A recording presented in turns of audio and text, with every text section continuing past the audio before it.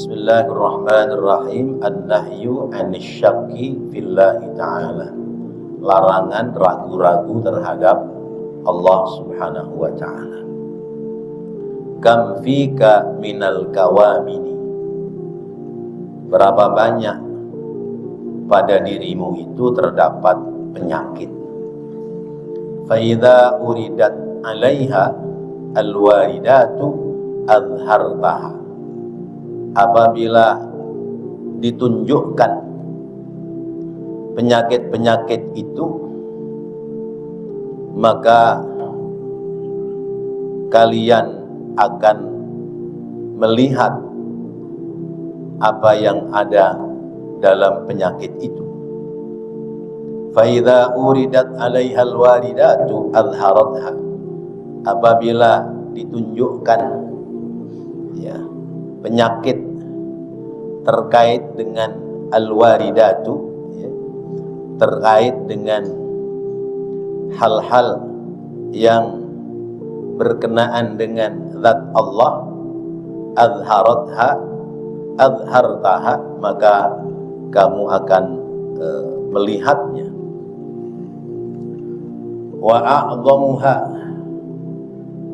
dan yang paling besar dari penyakit itu, dzamban, adalah perbuatan dosa asyakku fillahi ta'ala, yaitu tentang ragu-ragu terhadap zat Allah subhanahu wa ta'ala. Wasyakku fir rizki syakkun fir raziqi. Orang yang ragu terhadap rizki, maka berarti dia ragu kepada zat yang memberikan rizki. Ad-dunya ahqaru min ayyu'ala hammuha.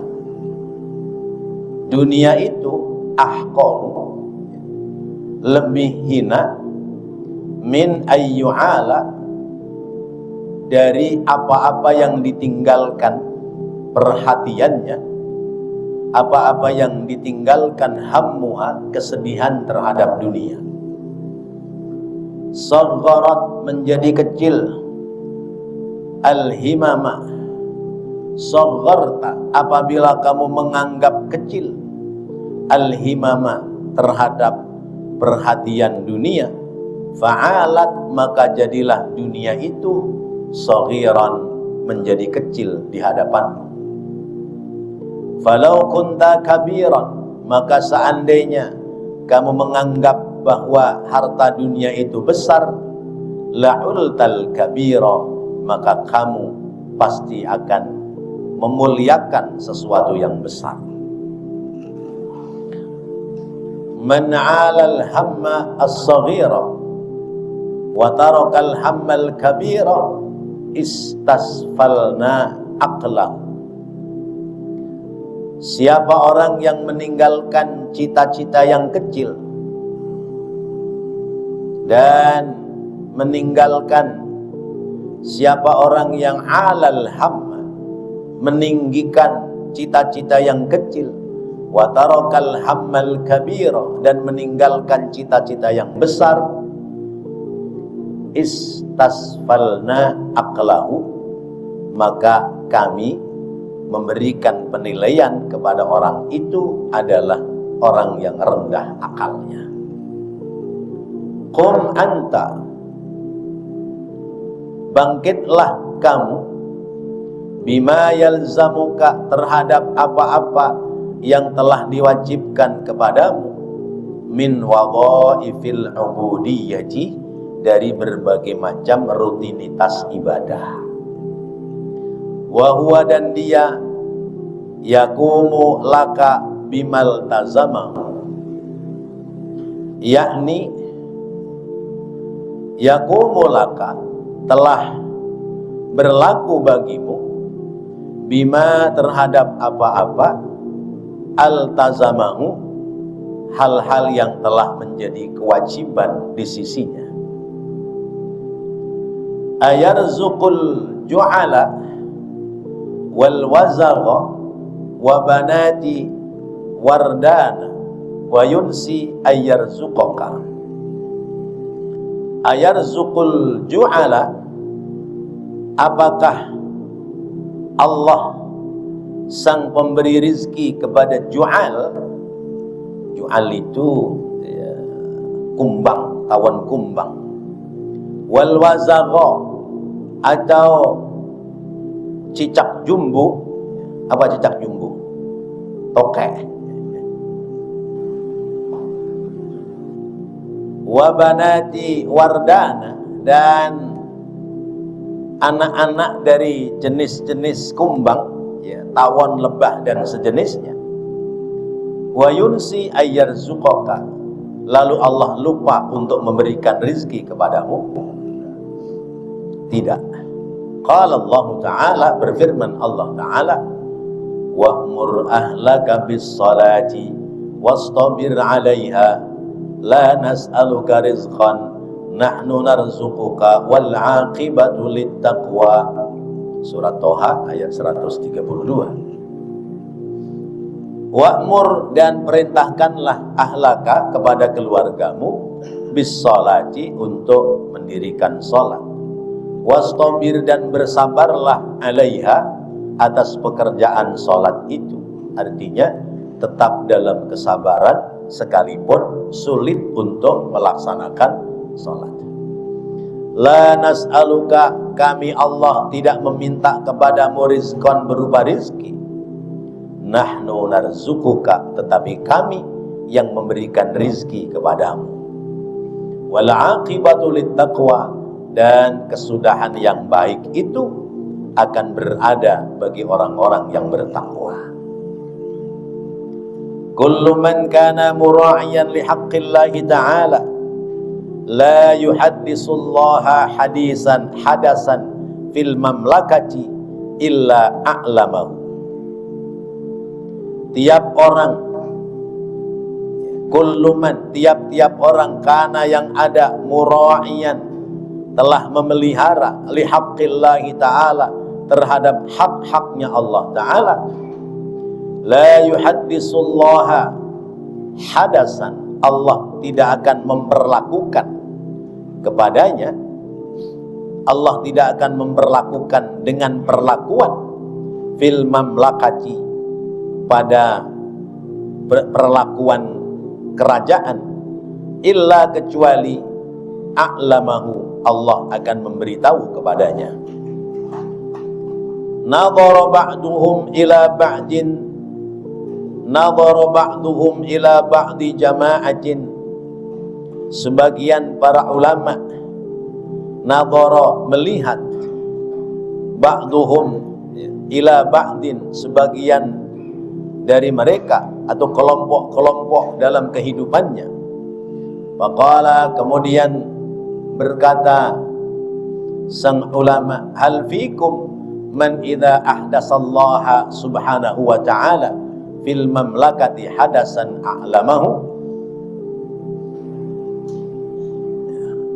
Hal, apakah, fikum, ada pada diri kalian, man, orang, idza ahdasallaha, apabila dia berbicara dengan Allah subhanahu wa ta'ala, fil mamlakati, dalam kerajaannya, hadasan adalah pembicaraan, a'lamahu, yang lebih diketahui olehnya, qalu, mereka berkata, la, tidak. Faqala lahum, lalu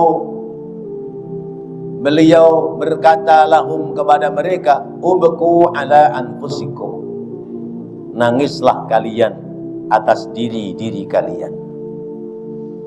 Kanal mutaqaddimuna minas salafi, adalah orang-orang dahulu dari golongan orang-orang salaf radhiyallahu anhum, yas'aluna syakhsa, mereka bertanya kepada seseorang, an halihi, tentang keadaannya, liyastasiru minhu syukra, supaya ada pada mereka memperbanyak bersyukur. Wan nasu, sedangkan manusia, sedangkan orang-orang, al yauma, hari ini, yang bagi, mereka berkeinginan, mereka menghendaki, alla yus'alu, mereka tidak ingin ditanya.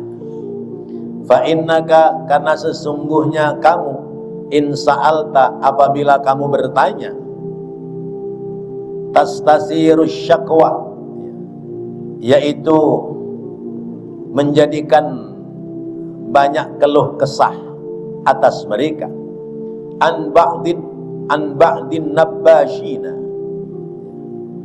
an ba'din nabbashina, diriwayatkan dari salah seorang penggali kuburan, annahu, bahwasanya dia taba, bertaubat, ilallahi ta'ala, kepada Allah ta'ala. Faqala yawman li syaikhihi, lalu satu hari ia bertanya kepada gurunya, ya sayyidi, wahai guruku, nabishtu alfa qabrin, aku telah menggali 1000 kuburan, fawajadtu wujuhahum, lalu aku mendapati wajah-wajah mereka, yaitu orang yang dikuburkan itu, muhawwalatan, mereka berpaling, anil qiblati, dari arah kiblat. Faqala syaikhu, maka berkata sang guru, ya waladi, wahai muridku, dzaka min syakkihim fi rizqihim, ya, dzaka, yang demikian itu, min syakkihim, karena sebab keraguan-raguan mereka, fi rizqihim, terhadap rizki mereka. Bapak dan Ibu yang dirahmati Allah, kita kembali mendapatkan nasihat dari yaitu Imam Ibnu Athaillah As-Sakandari.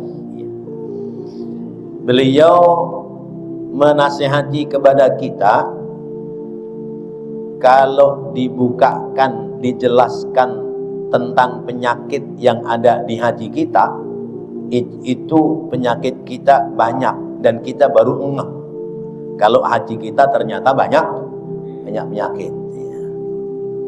Penyakitnya kira-kira apa itu? Penyakit hati kita kira-kira apa? Di antaranya yang dibahas dalam pembahasan ini adalah penyakit hati kita adalah keraguan-raguan tentang zat Allah Subhanahu wa ta'ala. Kita ini kadang-kadang ragu terhadap pertolongan Allah. Ya. Kita kadang nggak percaya adanya kekuatan pertolongan Allah Subhanahu wa ta'ala. Misalnya urusan rizki.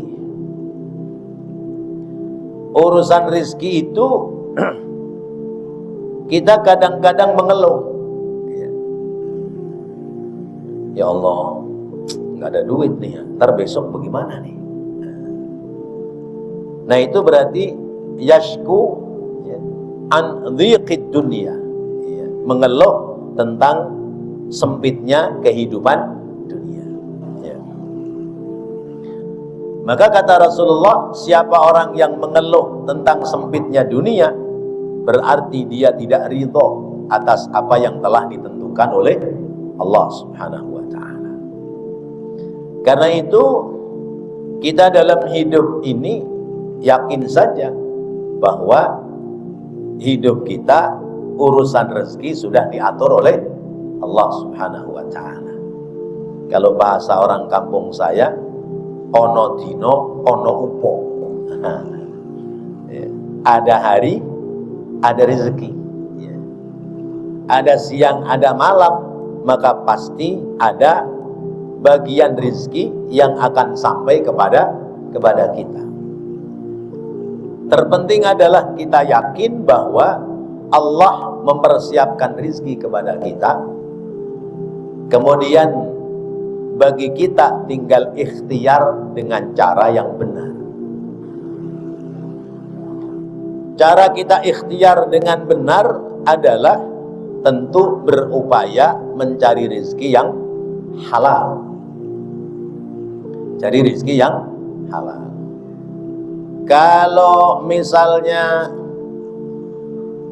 kita mendatangi rumah-rumah orang, lalu mendatangi toko-toko, kita jebol itu toko-toko, kemudian kita ambil barang-barangnya, halal apa haram? Nah, halal apa haram? Ya. Itu namanya menjarah. Ya. Ya. Menjarah itu berarti mengambil hak milik orang lain. Apapun alasannya, itu adalah perbuatan haram. Ada yang ikut jarah nggak kemarin? Nggak ada sini ya. Orang baik-baik semua, pada ngaji, pada ngerti agama. Ya. Ya. Ada yang dapat itu jam tangan harganya 11 miliar. Nah, jam tangan harganya 11 miliar. Ya Allah, itu kalau ngitungnya cash sehari nggak kelar itu. Ya. Saya mau beli jam harga 11 miliar, saya bayar cash, tuh ngitung sehari nggak kelar itu. Ya. Ya. Nggak rapi-rapi, Haji Muluk ya, 11 miliar. Ya. Apalagi duitnya puluhan ribu semua, butuh 5 hari. Ya Allah. Ketakutan, ya. Karena diancam, akhirnya dibalik-balikin. Maka sebelum bertindak, kita berpikir dulu. Ya. Sebelum berbuat harus berpikir. Ya. Jangan ikut-ikutan, ambil. Nah, ikut-ikutan akhirnya masalah. Jadi mengambil hak milik orang lain, apapun alasannya, adalah haram. Kalau dilakukan, dosa. Enggak, orang dia korupsi duit rakyat, emang kita tahu dia korupsi duit rakyat. Ya. Orang dia perusahaannya banyak, misalnya. Ya. Kalaupun dia korupsi duit rakyat, itu cara menuntut mengembalikannya bukan dengan cara menjarah. Ya. Ngomong sama pemerintah, Pak pemerintah, ini orang korupsi duit rakyat, tuh dia kerjanya ini, nih duit rakyat nih, jadi Pak pemerintah tolong disita. Nah, itu yang kemudian kita berharap ada undang-undang penyitaan aset negara, undang-undang perampasan harta korupsi. Tuh, harus itu. Kalau sudah dirampas hartanya, ya, tangkap orangnya, penjarakan di tengah laut. Iya, penjarakan di tengah laut. Ya. Biarin, bikin kerangkeng tengah laut, bawahnya ikan hiu. Biarin dia takut tentu. Ya. Ya. Ini kalau hukum nggak tegak ya kayak begini jadinya. Tapi kalau hukum tegak, insya Allah ya makmur kita.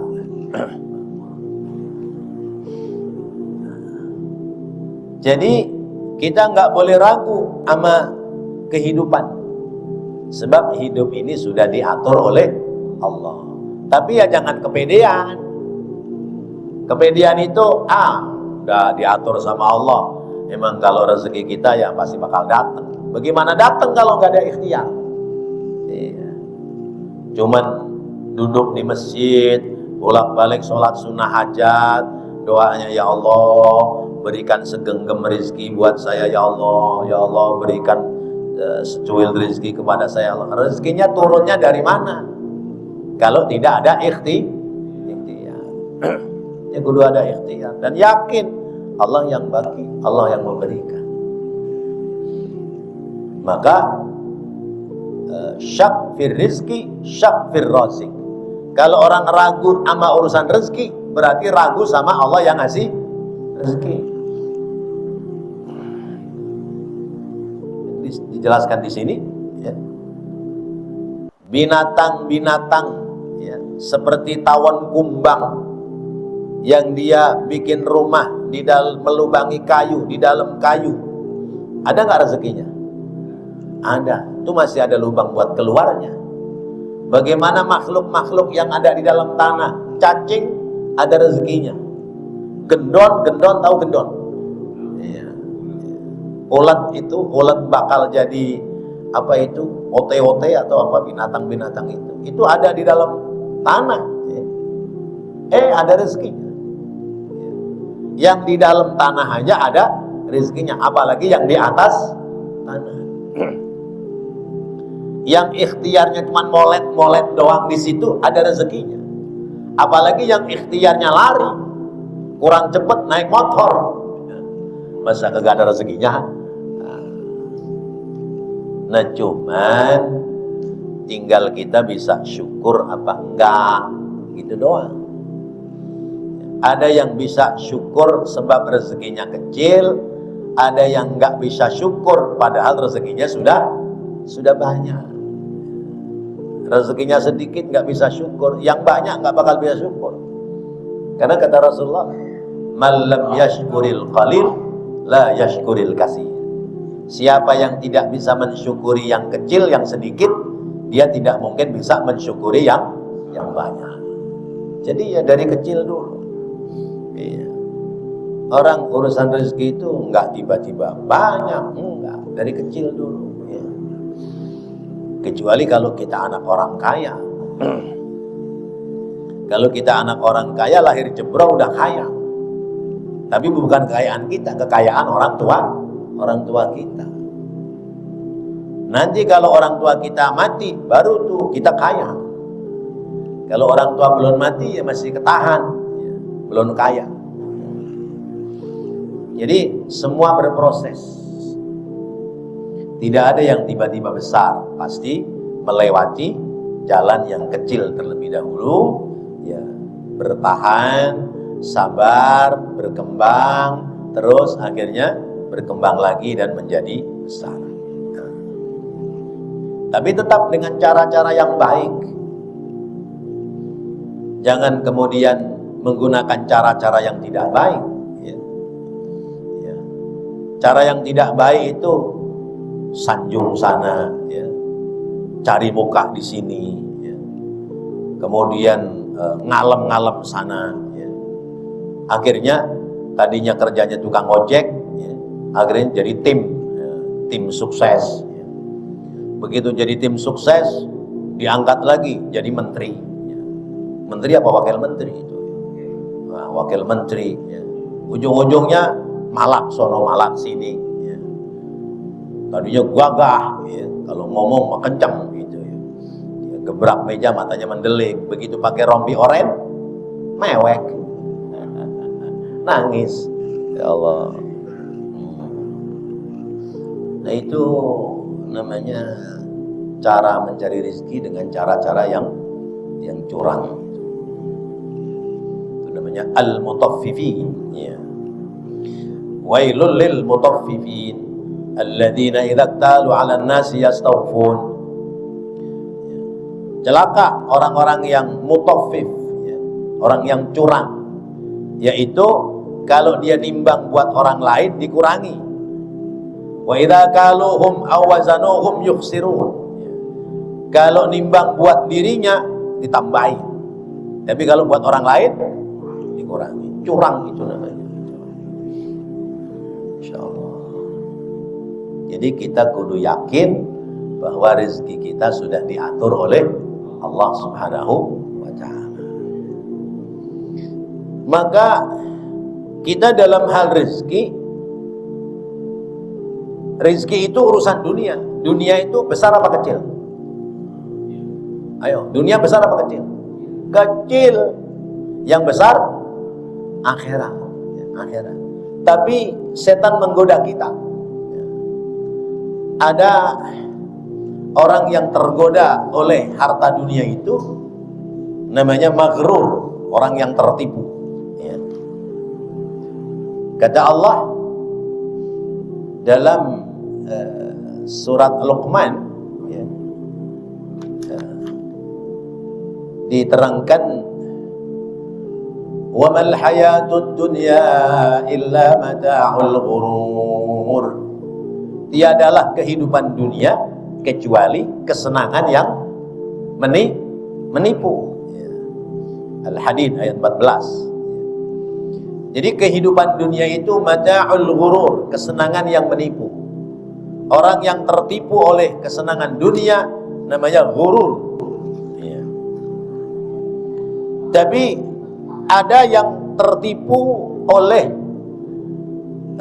kebahagiaan akhirat. Ya. Orang tertipu sebab kesenangan dunia meninggalkan kebahagiaan akhirat. Mereka adalah ghurur, ya. Yaitu tipuan setan. Setan menipu. Seperti misalnya dalam surat Fatir ayat ke-5, ya ayuhan nasu inna wa'dallahi haqqun fala taghurrannakumul hayatud dunya wala yaghurrannakum billahil gharur. Wahai sekalian umat manusia, sesungguhnya janji Allah itu nyata. Maka janganlah kalian sekali-kali tertipu oleh kehidupan dunia, wala yaghurrannakum billahil gharur, dan jangan pula kalian tertipu ya oleh tipuan-tipuan setan dalam rangka memperoleh rahmatnya Allah Subhanahu wa taala. Nah, orangnya namanya maghrur.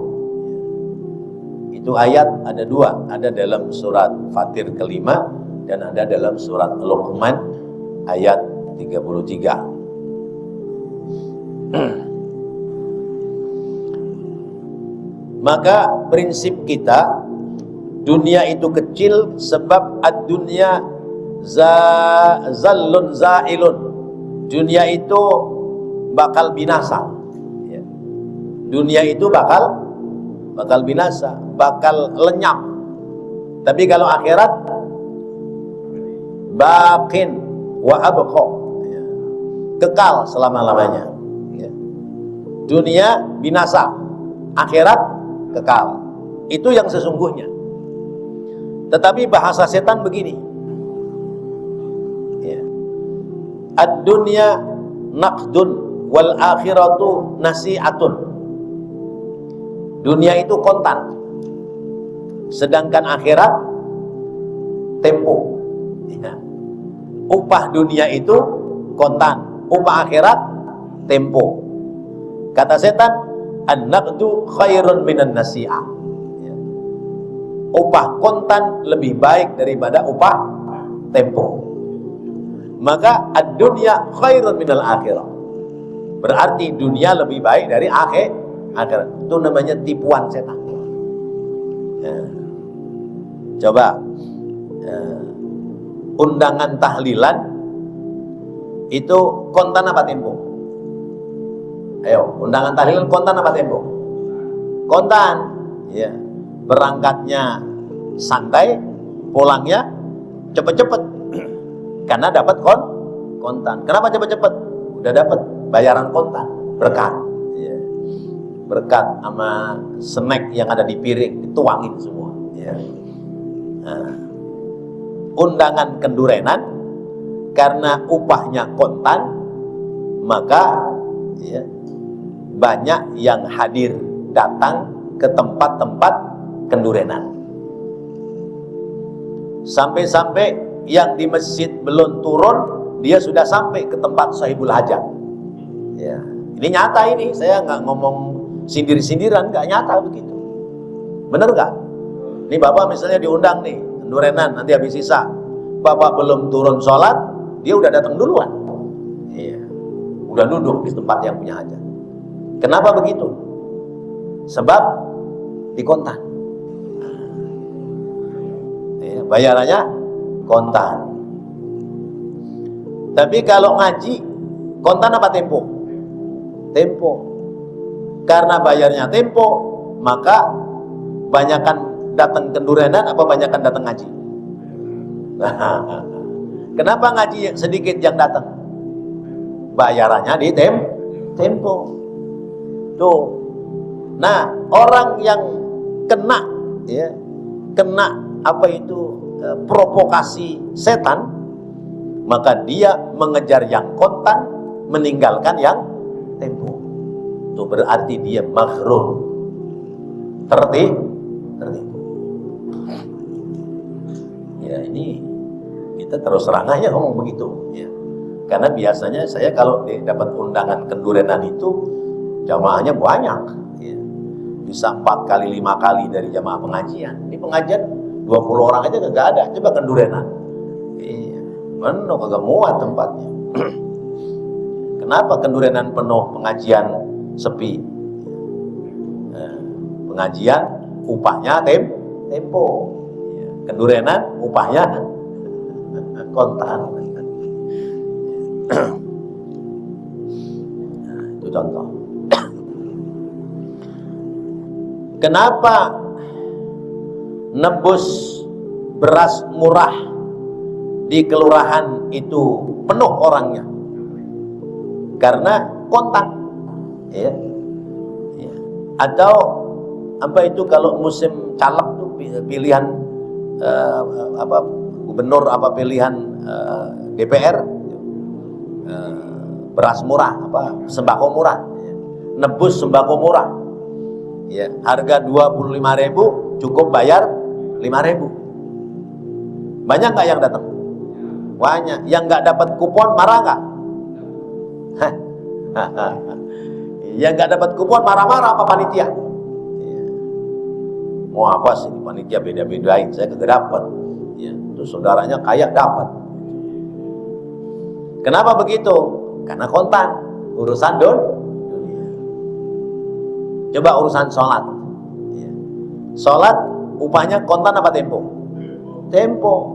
Makanya yang datang sholat rada-rada males sebab upahnya tempo. Berarti dia kena tipu daya provokasi setan.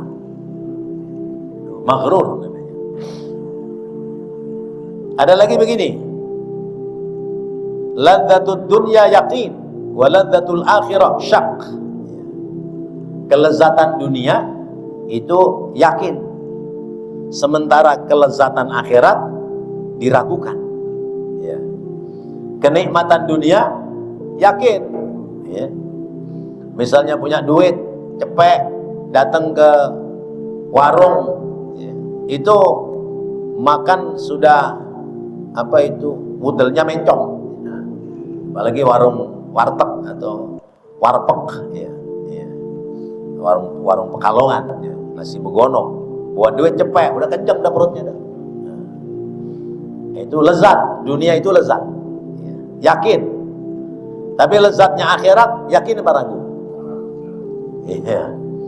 Contohnya kalau sholat jamaah itu dapat surga, yang ngaji dapat surga, ibadah terus mati membawa iman masuk surga. Katanya di surga itu satu rumah di surga itu luasnya 3 kali negeri dunia.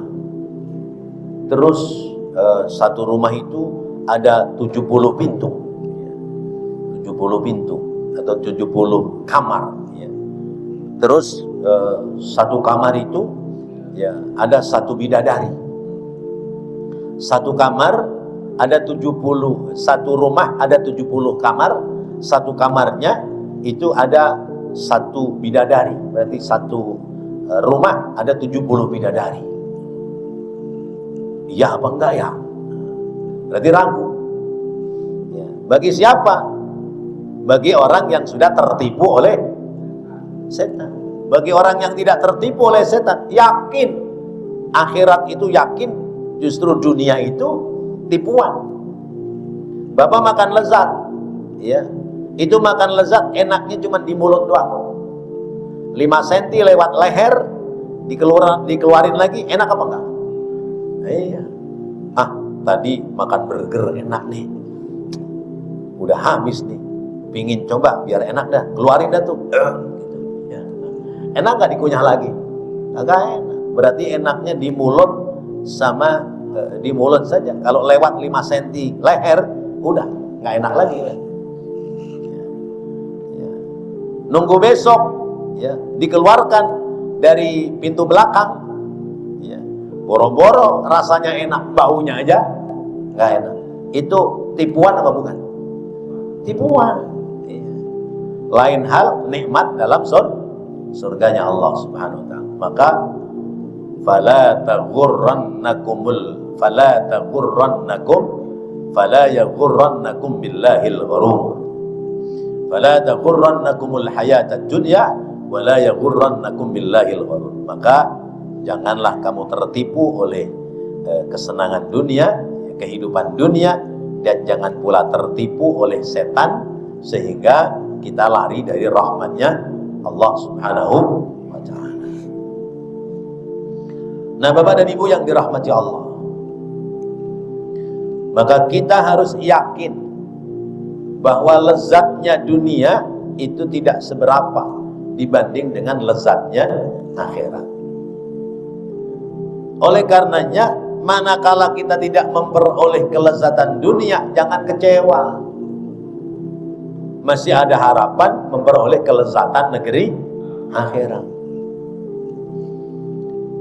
Di dunia, kelezatan itu terbatas. Makan enak di dunia itu terbatas. Kalau orang biasa makan tempe, ya, makan tempe, terus kemudian tahu sama oseng, lalu kemudian disuguhin daging rendang, enak nggak tuh daging rendang? Enak. Tapi coba seminggu tiap hari, ya, lauknya daging rendang terus, bosen. Enaknya jadi hilang, jadi enak. Nah, ganti opor ayam seminggu, ya, bosen lagi. Ya. Makanya yang tidak pernah membosankan adalah tempe. Ya. Sehingga bagi kita tiada hari tanpa makan tempe. Ya Allah, itu dunia.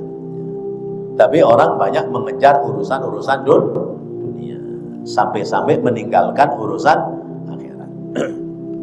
Maka kata Imam Ibnu Athaillah, ya, dunia itu paling hina. Ya. Ketika kamu menganggap kecil dunia, maka kamu lulus. Ketika kamu menganggap kecil dunia dan menganggap besar akhirat, berarti kamu telah lulus dari kehidupan. Tapi sebaliknya, ketika kamu menganggap besar dunia dan menganggap kecil akhirat, berarti kamu tidak lulus, ya, dalam memperoleh keselamatan dunia. Ketika kamu masih meyakini bahwa dunia itu lebih besar daripada akhirat, berarti hatimu sedang terkena penyakit dunia. Ya, itulah namanya penyakit wahan. Wahan itu hubbud dunia wa karahiyatul maut. Orang lebih cinta kepada dunia dan takut akan kematian. Padahal sering saya sampaikan bahwa orang hidup itu mengejar cita-cita dan harapan. Dia mengejar cita-cita dan harapan, padahal sesungguhnya dia sedang dikejar oleh kematian. Kita hidup ini kan mengejar harapan, mengejar cita-cita. Kalau pagi berangkat kerja, harapannya mendapatkan rezeki yang banyak. Kita lupa bahwa kita sedang dikejar oleh kematian. Maka belokkan harapanmu bukan kenikmatan dunia, tapi harapanmu adalah kenikmatan keselamatan dunia, kenikmatan negeri akhirat. Lagi jalan, dengar hayya 'alas shalah, belokin. Karena membelokkan arah menuju panggilan Allah berarti mengejar keselamatan akhirat. Tapi kalau kita tidak membelokkan, apalagi kemudian sama sekali tidak mengerjakannya, sebab mengejar kesenangan dunia, maka itulah sebuah kerugian bagi kita. Ada kepuasan memperoleh dunia, padahal dia ada ketertinggalan memperoleh keuntungan negeri akhirat. Maka urusan dunia itu batasi. I'mal li dunyaka ka'annaka ta'ishu abadan wa'mal li akhiratika ka'annaka tamutu. kerjakan untuk duniamu, seolah-olah kamu akan hidup selamanya. Artinya kalau hari ini belum kita dapat, masih ada hari esok. Jangan dikejar terus, karena masih ada waktu urusan dunia. Tapi urusan akhirat sudah nggak ada waktu lagi kalau tidak sekarang. Itu katanya. Kalau bapak, ibu ini Isya tidak bisa mengerjakan sholat jamaah di awal waktu, maka berarti ada kerugian bagi kita. Sampai ada satu riwayat bahwa orang ini biasa sholat berjamaah. Sekali waktu karena sedang menjamu tamu, ya, masuk waktu Isya, tamunya belum pulang, dia bercengkrama dengan tamunya. Begitu tamunya pulang, sholat Isya sudah selesai. Dia datang ke masjid, sudah nggak ada orang berjamaah. Dia pindah ke masjid yang lain, sudah ditutup masjidnya, sudah dikunci pintunya. Ke masjid lain, ke musola yang lain, sudah ditutup. Akhirnya dia pulang, dia di rumah sholat Isya sebanyak 27 kali. Dengan harapan bisa mengejar ketertinggalan sholat berjamaah. Dalam tidur dia mimpi, ya, naik kuda beserta rombongan, ya.